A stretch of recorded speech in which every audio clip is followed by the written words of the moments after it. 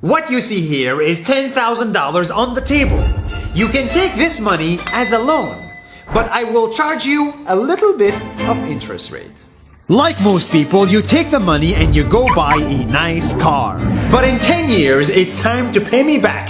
And because of interest rates, now you owe me $20,000 and not 10. You will say, I don't have money to give you. And if you don't, I take your car and a piece of your house. This is how debt works. And after 3 years of traveling the world, I noticed that this is exactly what China is doing. For example, take the small island nation of Sri Lanka. This developing country needs money and China has a lot of it. So Sri Lanka took billions of dollars in Chinese loans. It was easy money just there to be taken. And with that, they built skyscrapers, highways, airports, and shipping ports. The country grew and prospered. But few years later, this easy money came with interest rates, and Sri Lanka was so much in debt that it couldn't pay back China its money. And the only way out was to give China control of what they had built. In other words, Sri Lanka lost a piece of its home to China because of debt. This is the Chinese money trap. And it's a real thing I saw all over the world. In Papua New Guinea, I saw $2 billion in loans given by the Chinese to build skyscrapers, infrastructures, and ports.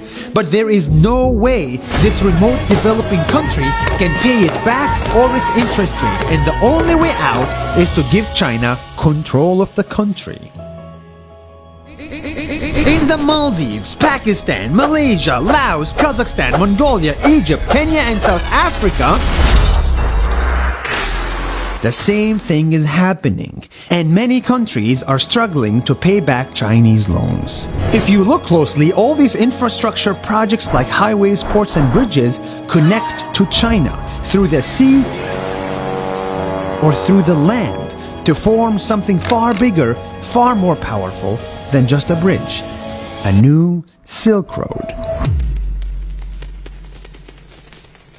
The world is already made by China, and I think slowly it will be owned by China.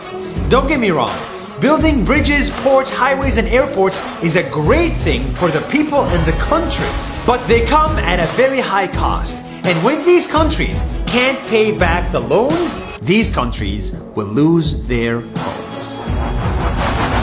One thing my parents had taught me is that there's no such thing as a free lunch or a free ride. So if we're not careful with our money or other people's money, then we better start learning Chinese. 下周见。